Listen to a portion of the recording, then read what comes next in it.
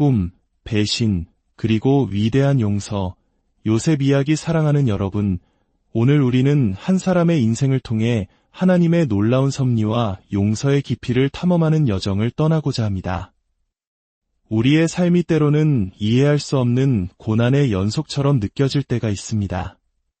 가장 믿었던 사람에게서 받은 배신의 상처가 마음을 핥히고 원대한 꿈이 산산조각 나는 절망의 순간을 마주하기도 합니다. 바로 그 절망의 한가운데서 어떻게 한 사람의 꿈이 이기적인 열망에서 민족을 향한 거룩한 소명으로 변화될 수 있었을까요? 오늘 우리가 함께 나눌 성경 속 인물 요셉의 이야기는 바로 그 질문에 대한 깊은 울림을 우리에게 전해줄 것입니다.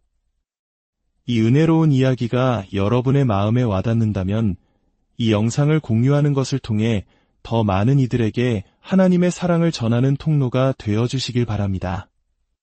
또한 저희 채널을 구독하시면 앞으로도 계속해서 이와 같은 깊이 있는 영적 여정을 함께 하실 수 있습니다. 이 말씀을 듣는 모든 분들에게 주님의 평강이 함께 하시기를 기도합니다. 이제 창세기 39장으로 거슬러 올라가 요셉의 파란만장한 삶 속으로 들어가 보겠습니다. 이야기는 한 소년의 꿈에서 시작됩니다. 야곱의 12아들 중 11번째였던 요셉은 아버지의 특별한 사랑을 받는 아이였습니다. 아버지는 그에게만 아름다운 채색 옷을 입혔고 이로 인해 형들의 미움과 시기를 한몸에 받았습니다. 그러던 어느 날 요셉은 하나님이 주신 특별한 꿈을 꿉니다. 자신의 곡식단에 형들의 곡식단이 절을 하고 해와 달과 11별이 자신에게 절을 하는 꿈이었습니다. 이 꿈은 그의 미래에 대한 하나님의 계시였지만 아직 미성숙했던 요셉은 이 꿈을 지혜롭게 나누지 못하고 형들에게 자랑하듯 말해버립니다. 이는 불타는 형들의 질투심에 기름을 붓는 격이었습니다. 결국 형들의 증오는 극에 달해 그들은 요셉을 죽이려다 마음을 바꿔 그를 깊은 구덩이에 던져버리고 마침 지나가던 이스마엘 상인들에게 노예로 팔아넘깁니다. 아버지의 사랑을 독차지하던 소년이 한순간에 모든 것을 잃고 이집트로 팔려가는 노예 신세가 된 것입니다. 상상해 보십시오. 가장 가까운 혈육에게 버림받고 낯선 땅으로 끌려가는 그 참담한 심정을 말입니다. 그의 꿈은 그저 헛된 망상처럼 보였을 것입니다. 하지만 성경은 놀라운 사실을 기록합니다. 창세기 39장 2절은 이렇게 말합니다.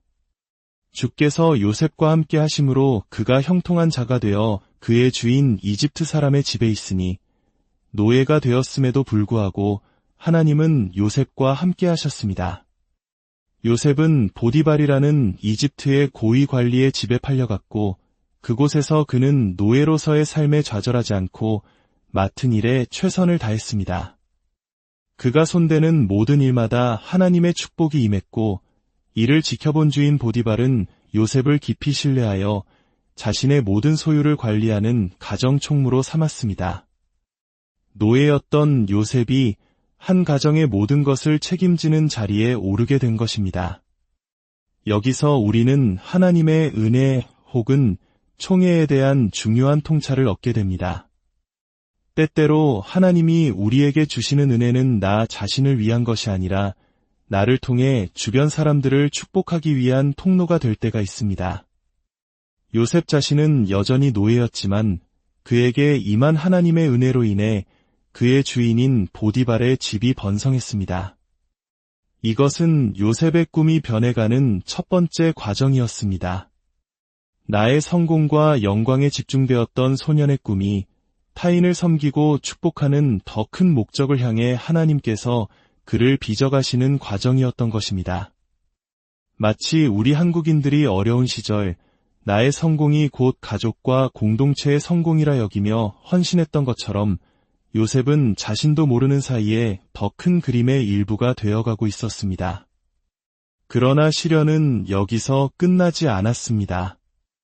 요셉의 준수한 외모에 흑심을 품은 보디발의 아내가 그를 유혹했고 요셉은 단호히 거절합니다.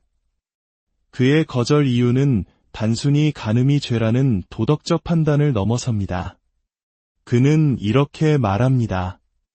내 주인이 나를 신뢰하여 모든 것을 맡겼거늘 내가 어찌 이 큰 악을 행하여 하나님께 죄를 지으리이까. 그는 자신을 믿어준 주인의 신뢰를 저버릴 수 없었고 무엇보다 하나님 앞에서 거룩함을 지키고자 했습니다. 이 말은 그가 고난 속에서도 하나님과의 인격적인 관계를 얼마나 소중히 여겼는지를 보여줍니다. 그의 거룩한 선택의 대가는 억울한 누명과 차가운 감옥이었습니다. 유혹에 실패한 보디발의 아내는 오히려 요셉에게 겁탈당할 뻔했다고 거짓말을 했고 분노한 보디발은 그를 왕의 죄수들을 가두는 감옥에 던져버립니다. 가정 총무에서 한순간에 죄수가 되어버린 것입니다. 하지만 감옥의 어둠 속에서도 하나님은 여전히 요셉과 함께 하셨습니다. 성경은 주께서 요셉과 함께 하시고 그에게 인자를 더하사 간수장에게 은혜를 받게 하시매라고 기록합니다. 감옥의 간수장마저 요셉의 성실함과 지혜를 보고 그를 신뢰하여 감옥의 모든 재반 사무를 그에게 맡겼습니다. 보디발의 집에서처럼 감옥에서도 요셉은 실질적인 관리자가 되었습니다. 감옥에 있는 동안 요셉은 바로 왕의 술 맡은 관원장과 떡 굽는 관원장의 꿈을 해석해줄 기회를 얻게 됩니다. 그는 꿈의 해석은 오직 하나님께만 있다고 분명히 말하며 하나님의 지혜로 그들의 꿈을 정확히 풀어줍니다. 그의 해석대로 한 명은 복직되고 한 명은 죽게 되지만 복직된 관원장은 요셉의 부탁을 까맣게 잊어버리고 맙니다. 희망의 빛이 보이는 듯했으나 다시 기약 없는 기다림의 시간이 흘러갑니다. 그렇게 2년이라는 시간이 더 흐른 후 이집트의 왕 바로가 기이한 꿈을 꾸게 됩니다. 이집트의 그 어떤 현인도 그 꿈을 해석하지 못하자 그제야 술 맡은 관원장이 감옥에 있던 요셉을 기억해냅니다. 죄수의 신분으로 왕 앞에 불려나간 요셉. 그는 두려워하지 않고 담대하게 바로 왕에게 말합니다. 그 해석은 하나님이 하실 것입니다. 요셉은 하나님의 지혜로 바로의 꿈을 해석합니다. 7년의 풍년 후에 7년의 끔찍한 흉년이 닥칠 것이라는 예언이었습니다. 여기서 그는 그치지 않고 풍년 동안 곡식을 저장하여 흉년을 대비할 구체적인 정책까지 제안합니다. 그의 지혜와 그에게서 느껴지는 하나님의 영에 감동한 바로 왕은 그 자리에서 요셉을 이집트의 총리로 임명합니다. 노예이자 죄수였던 히브리 청년이 당대 최강대국 이집트의 2인자가 되는 인간의 상상으로는 불가능한 일이 일어난 것입니다. 구덩이에 던져진 지 13년 만의 일이었습니다. 요셉의 예언대로 7년의 풍년이 지나고 온 땅에 끔찍한 흉년이 닥쳤습니다. 기근은 요셉의 고향 가나안 땅에도 예외는 아니었습니다. 아들 요셉이 죽은 줄로만 알고 슬픔에 잠겨 살던 야곱은 이집트에 곡식이 있다는 소문을 듣고 요셉의 형들을 이집트로 보냅니다. 그리고 마침내 운명적인 재회의 순간이 찾아옵니다. 곡식을 사기 위해 이집트 총리 앞에 엎드린 형들. 그들은 눈앞에 위험 있는 이집트 총리가 자신들이 팔아버렸던 동생 요셉이라는 사실을 꿈에도 알지 못했습니다. 그러나 요셉은 한눈에 그들을 알아보았습니다. 수십 년간 쌓인 배신감과 억울함이 그의 마음을 휘저었을 것입니다. 복수할 힘과 권력이 그의 손에 있었습니다. 하지만 요셉의 반응은 세상의 논리를 뛰어넘었습니다. 그는 형들의 마음을 시험해 본 후 더 이상 감정을 억누르지 못하고 울음을 터뜨리며 자신의 정체를 밝힙니다. 그리고 두려움에 떨고 있는 형들에게 이렇게 말합니다. 내게로 가까이 오소서. 나는 당신들의 아우 요셉이니 당신들이 이집트의 판자라. 당신들이 나를 이곳에 팔았다고 해서 근심하지 마소서. 한탄하지 마소서. 하나님이 생명을 구원하시려고 나를 당신들보다 먼저 보내셨나이다. 그런즉 나를 이리로 보낸 이는 당신들이 아니요 하나님이시라. 이것이 바로 진정한 용서의 정점입니다. 요셉의 용서는 단순히 괜찮다고 말하는 수준이 아니었습니다. 그는 형들이 저지른 악행을 기억하고 있었습니다. 당신들이 나를 팔았다고 분명히 말합니다. 용서는 과거를 잊는 것이 아닙니다. 오히려 그 아픈 기억을 하나님의 주권적인 시선으로 재해석하는 것입니다. 당신들은 나를 해하려 하였으나 하나님은 그것을 선으로 바꾸사 오늘과 같이 많은 백성의 생명을 구원하게 하시려 하셨나니, 이 고백이야말로 요셉이 겪은 모든 고난의 의미를 설명해 줍니다. 하나님께서는 인간의 악한 계획마저도 당신의 선한 뜻을 이루는 도구로 사용하시는 분입니다. 요셉은 이 사실을 깨달았기에 형들을 원망하는 대신 그들을 통해 일하신 하나님의 거대한 계획을 볼 수 있었습니다. 그의 꿈은 이제 더 이상 자신 한 사람의 성공이 아니었습니다. 굶주리는 가족과 민족, 나아가 이집트 백성 전체를 구원하는 하나님의 도구가 되는 것이었습니다. 진정한 용서는 나에게 상처 준 사람이 잘 되는 것을 기뻐해 줄 수 있을 때 완성됩니다. 요셉은 여기서 그치지 않고 아버지 야곱과 모든 가족을 이집트로 데려와 가장 기름진 땅 고센에 살게 합니다. 자신을 죽이려 했던 형들과 그 가족들이 자신의 덕분에 풍요와 안정을 누리게 된 것입니다. 이것은 인간적으로는 불가능해 보이는 일이지만 하나님의 마음을 품을 때 가능한 일입니다. 우리가 용서할 때 하나님께서는 그 용서를 통해 상상 이상의 축복을 풀어놓으십니다. 세월이 흘러 요셉은 110세의 나이로 이집트에서 임종을 맞이합니다.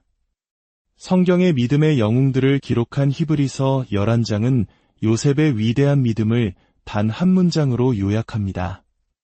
믿음으로 요셉은 임종 시에 이스라엘 자손들이 떠날 것을 말하고 또 자기 뼈를 위하여 명하였으며, 수많은 업적, 즉 꿈을 해석하고 나라를 구하고 놀라운 용서를 실천한 것들 대신 성경이 그의 믿음의 증거로 주목한 것은 그의 마지막 유언이었습니다. 그는 자신의 시신을 이집트에 묻지 말고 훗날 이스라엘 백성이 하나님이 약속하신 가나안 땅으로 돌아갈 때 자신의 뼈를 반드시 가져가 그곳에 묻어달라고 부탁했습니다. 이 유언은 그의 꿈이 어떻게 완성되었는지를 보여주는 가장 극적인 증거입니다.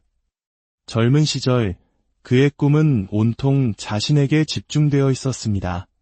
모두가 자신에게 절하는 지극히 개인적인 꿈이었습니다. 그러나 수십 년의 연단 끝에 그의 마지막 꿈은 하나님의 백성과 약속의 땅을 향해 있었습니다. 그는 자신의 뼈가 다가올 세대를 위한 약속의 씨앗이 되기를 원했습니다. 나의 이야기에서 우리의 이야기로, 나의 왕국에서 하나님의 나라로 그의 비전은 완전히 변화하고 확장된 것입니다. 그의 삶은 이기적인 꿈이 하나님의 손에 붙들렸을 때 얼마나 위대하게 변화될 수 있는지를 보여줍니다. 배신과 고난은 그의 꿈을 파괴한 것이 아니라 오히려 그 꿈을 정결하게 하고 더 위대한 목적을 위해 빚어가는 하나님의 도구였습니다. 사랑하는 여러분, 오늘 요셉의 이야기는 우리 각자에게 깊은 질문을 던집니다. 당신의 삶에도 용서하지 못하는 사람이 있습니까? 과거의 상처에 얽매여 앞으로 나아가지 못하고 있지는 않습니까? 요셉처럼 그 모든 아픔과 부당함 너머에 있는 하나님의 선한 계획을 신뢰해 보십시오. 용서는 상대를 위한 것이기 이전에 나 자신을 과거의 감옥에서 해방시키는 하나님의 선물입니다.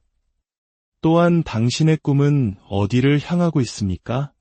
나의 성공, 나의 안위, 나의 만족에만 머물러 있습니까? 하나님께서는 요셉을 통해 보여주셨듯이 우리의 꿈을 더 크고 거룩한 목적, 즉 다른 이들을 살리고 세우는 축복의 통로로 사용하기를 원하십니다. 당신의 삶을 통해 주변 사람들이 하나님의 은혜를 경험하게 되는 것, 그것이 바로 하나님이 기뻐하시는 진정한 성공입니다. 요셉의 하나님은 오늘 우리의 하나님이십니다. 우리의 모든 상처를 치유하시고 우리의 어리석은 실수마저도 선으로 바꾸실 수 있는 전능하신 분입니다. 그분께 당신의 아픔과 꿈을 온전히 내어드릴 때 하나님께서는 당신의 인생을 통해 상상조차 할 수 없었던 놀라운 구원의 이야기를 써 내려가실 것입니다. 기도하겠습니다. 사랑과 은혜의 하나님, 오늘 요셉의 삶을 통해 우리에게 말씀해 주시니 감사합니다. 배신과 고난의 깊은 골짜기에서도 신실하게 함께 하시며 모든 것을 합력하여 선을 이루시는 주님의 능력을 찬양합니다. 우리 마음속에 있는 용서하지 못하는 상처들을 주님의 보혈로 씻어주시고 요셉과 같은 위대한 용서의 마음을 허락하여 주옵소서. 우리의 이기적인 꿈이 주님 안에서 변화되어 다른 이들을 살리고 하나님의 나라를 세우는 거룩한 비전이 되게 하여 주옵소서. 이 말씀을 듣는 모든 심령 위에 하늘의 위로와 평강을 부어주시고 각자의 삶 속에서 요셉과 같은 믿음의 승리자로 살아가게 하소서. 우리 주 예수 그리스도의 이름으로 기도드립니다.